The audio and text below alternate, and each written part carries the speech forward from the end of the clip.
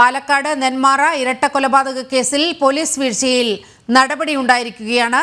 Nenmara SHO Mahendra സിൻഹരെ suspend ചെയ്തു. ഉത്തരമേഖല IG-യാണ് Mahendra സിൻഹരെ suspend ചെയ്തത്.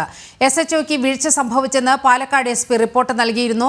വിവരങ്ങളുമായി രശ്മി കാർത്തിക തിരുവനന്തപുരത്ത് നിന്നും ചേരുന്നുണ്ട്. രശ്മി, ഈ SHOയുടെ ഈ അലംഭാവത്തിനെതിരെ കൃത്യമായ റിപ്പോർട്ട് SP നൽകിയതായി മനസ്സിലാക്കുന്നുണ്ട്.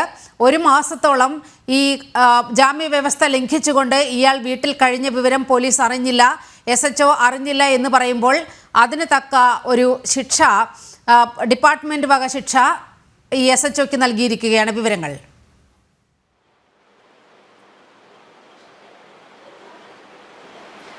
SHO മഹേന്ദ്ര സിംഗിനെ ഇപ്പോൾ സസ്പെൻഡ് ചെയ്തിരിക്കുകയാണ്. ഇയാളുടെ ഭാഗത്തു നിന്നും ഗുരുതര വീഴ്ച സംഭവിച്ചു എന്നുള്ള റിപ്പോർട്ട് SP കൈമാറിയിരുന്നു. ഈ റിപ്പോർട്ടിന്റെ അടിസ്ഥാനത്തിലാണ് ഇപ്പോൾ നടപടി സ്വീകരിച്ചിരിക്കുന്നത്. മാത്രമല്ല, ഈ കുടുംബവും ഈ പോലീസിന്റെ വീഴ്ച സംഭവിച്ച് അത് വലിയ രീതിയിൽ ചർച്ച ചെയ്യപ്പെടുന്നുണ്ട്. കാരണം പോലീസിന് ഈ കേസ് ഇരട്ടക്കൊലപാതകവുമായി ബന്ധപ്പെട്ട് ഗുരുതരമായിട്ടുള്ള വീഴ്ചയാണ് പോലീസിന്റെ ഭാഗത്തു നിന്നും ഉണ്ടായിരിക്കുന്നത്. ഈ ജാമ്യ വ്യവസ്ഥയിൽ പറഞ്ഞിരിക്കുന്നത് പ്രകാരം ഈ പ്രദേശത്തേക്ക് പ്രവേശിക്കാൻ ഈ പ്രതിയായ ചെന്താമരയ്ക്ക് അനുവാദം ഉണ്ടായിരുന്നില്ല. പക്ഷെ ഒരു മാസത്തോളം അയാൾ ആ പ്രദേശത്ത് വളരെ സുഗമമായി തന്നെ വിഹരിക്കുന്നു. ഇതുമായി ബന്ധപ്പെട്ട് SHOയോട് ചോദിച്ച സമയത്ത് അതുമായി ബന്ധപ്പെട്ട ജാമ്യ വ്യവസ്ഥ പോലീസ് സ്റ്റേഷനിൽ അതിന്റെ വ്യവസ്ഥ ആ റിപ്പോർട്ട് അയാളുടെ കയ്യിൽ ഉണ്ടായിരുന്നില്ല എന്നുള്ളൊരു മറുപടിയാണ് SHOയുടെ ഭാഗത്തു നിന്നും ഉണ്ടായത്. അതുകൊണ്ട് തന്നെയാണ് ഇത്തരത്തിൽ വീഴ്ച സംഭവിച്ചു എന്നുള്ള ഒരു റിപ്പോർട്ട് SP കൈമാറിയത്. ആ റിപ്പോർട്ടിന്റെ അടിസ്ഥാനത്തിലാണ് ഇപ്പോൾ ഈ നടപടി, സസ്പെൻഷൻ നടപടി, ആ ഒരു ഉത്തരവ് വന്നിരിക്കുന്നത്. ഏതായാലും ഗുരുതരമായിട്ടുള്ള വീഴ്ച പോലീസിന് സംഭവിച്ചു എന്നുള്ളത് കുടുംബം ആരോപിക്കുന്നുണ്ട്. മാത്രമല്ല,